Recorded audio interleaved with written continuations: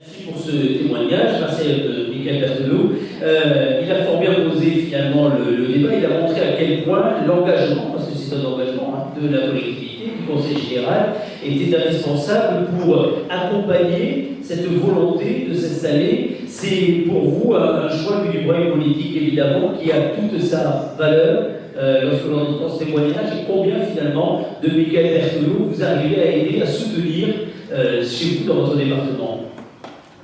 Bonjour, donc alors c'est vrai que l'île-et-Vilaine, c'est pas la Drôme, Irona.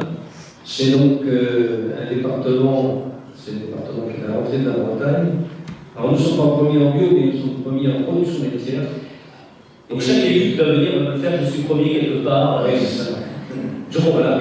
Et donc, la deuxième particularité, c'est que Rennes, la métropole, est au centre du département, ce qui fait que cela entraîne un développement périurbain.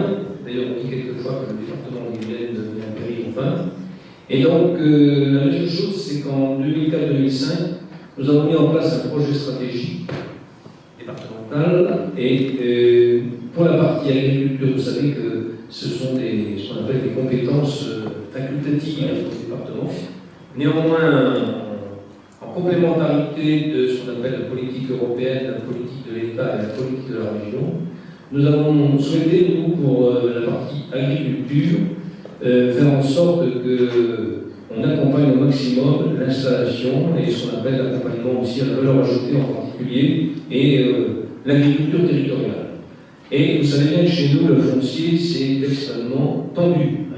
Et donc, on a été sollicité à la fois par un certain nombre de porteurs de projets, pour la plupart, comme l'a dit Michael Berthelot, pas forcément issus du milieu agricole, hors cadre familial, ou bien des gens qui étaient aussi en reconversion. Ils venaient frapper à notre porte.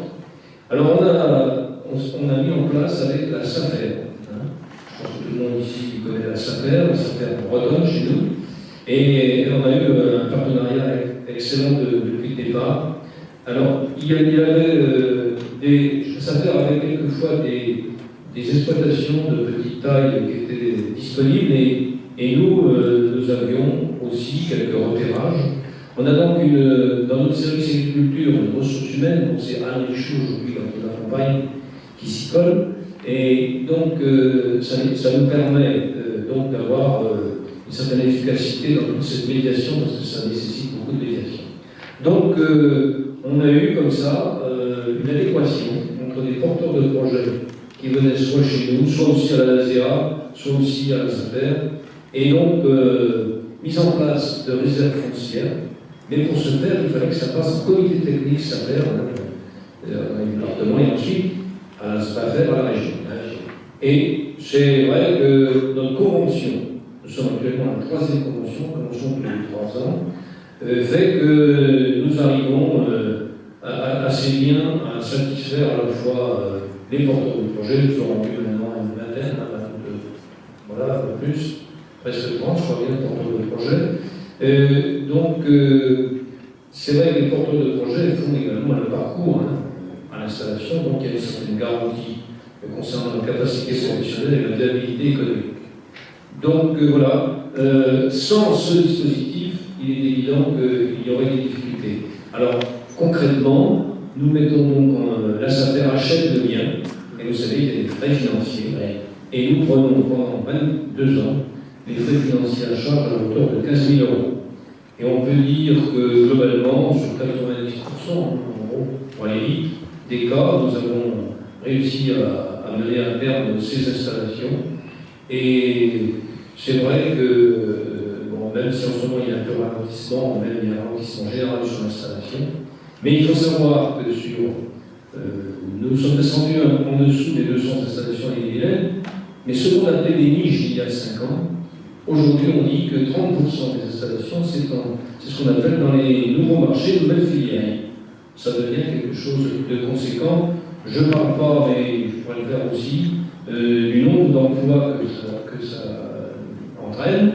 Si, allez-y, comme c'est au cœur de ces débats, allez-y, si vous avez quelques chiffres à nous dire. Si, j'ai parlé de 26, je crois que c'est 26 porteurs de projets, mais lesquels porteurs de projets emploient, ça peut être de 1 à 3 ou 4 salariés.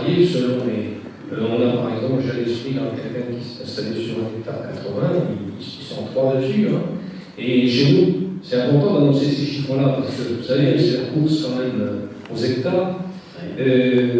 Alors ça, c'est ce qu'on appelle le soutien à la production. Alors c'est vrai que la majorité sont en bio. Alors ça nous a permis de développer effectivement cette offre en bio, parce que comme je le disais, la métropole, et puis donc il y a une augmentation chez nous aussi de la demande de consommation bio. Et néanmoins, ce n'est pas exclusif. On a quelques cas sur l'agriculture conventionnelle. Et on essaie maintenant de travailler aussi sur ce qu'on appelle l'aval, c'est-à-dire avec la restauration collective. Vous savez qu'on a la compétence collège, et là on est en train de travailler avec un pilotage sur l'approvisionnement des collèges, et c'est assez bien engagé. On a déjà quelques collèges qui fonctionnent avec des approvisionnements, soit bio à 100%, soit bio partiellement, et nous avons bon espoir. Dans tous les pays d'Ille-et-Vilaine, on a un groupe de pilotage sur la question, et je crois que... Alors, c'est vrai, comme cela a été dit, c'est pas du tout en opposition à l'agriculture conventionnelle. On sait que c'est une demande sociétale, comme l'a dit le sénateur, c'est une possibilité aussi de fixer des emplois sur nos territoires, et il serait dommageable que nous ne soyons pas les entraîneurs de cette demande, mais chez nous, vous avez bien compris, ça passe par cette question du foncier. Oui.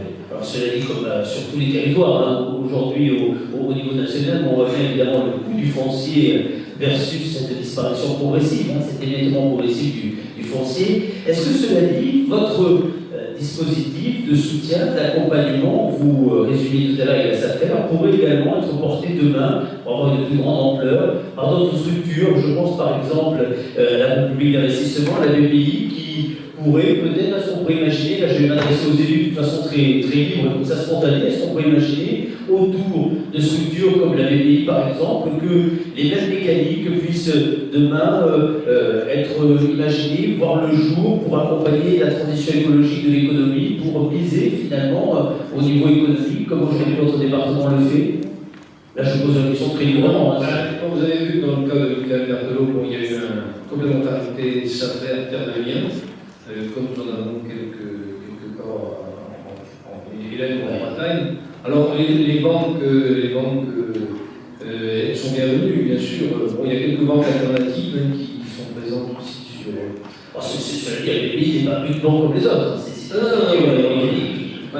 Comme l'a dit Michael, si les banques peuvent venir être très, très généreuses sur la question, je pense qu'elles sont les bienvenues, mais vous avez bien vu qu'au départ, ce n'était pas forcément le cas, donc la stimulation peut très bien permettre d'élargir les financeurs.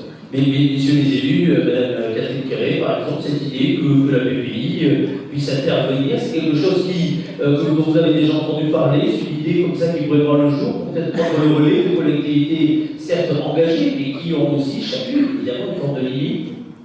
La BPI, elle a été faite pour ça, elle a été faite pour remplacer là où les banques sont un petit peu absentes, et justement pour aider essentiellement les TPE, les PME. Donc une petite exploitation, c'est une TPE, et au contraire, je pense que c'est... Moi, le regard que j'ai sur la BPI, c'est que ça devrait être son action principale, et j'espère que c'est l'action qu'elle va continuer à avoir. C'est ce qu'elle a d'ailleurs sur notre territoire. Très bien. Alors, je vais vous proposer de prendre la parole, chers amis, soit pour interroger, je pense que...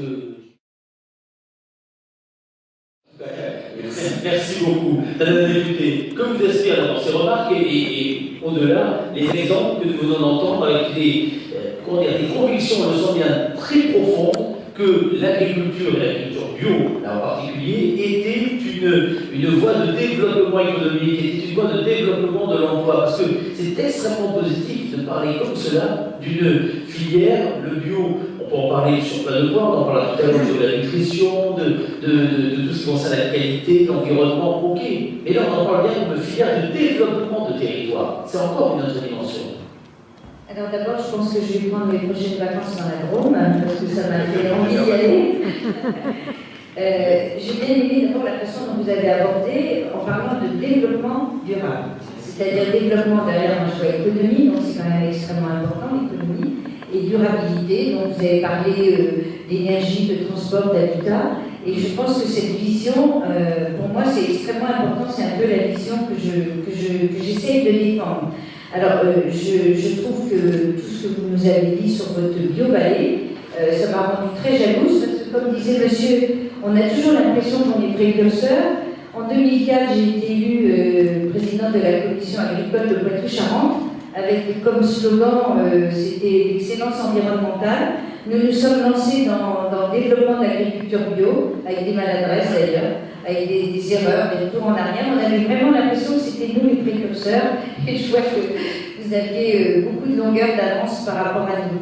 Alors, ce qui est très important par rapport à ce qu'a dit Linda, ça m'a fait penser à ce qu'on est en train de mettre en place sur notre territoire, notamment à Saint-Jean-d'Angély. Alors, il y a beaucoup de gens qui sont de Charente-Maritime. Là, je vois Dominique Marion, ou je vois notre ancien ou notre nouveau président de la Fédération régionale agriculture bio. On est en train de mettre à Saint-Jean-d'Angély, qui est une ville de ma circonscription. On a déjà une coopérative bio, la Corale. On est en train de monter un projet pour faire une première transformation, deuxième transformation et fabrication notamment de biscuits.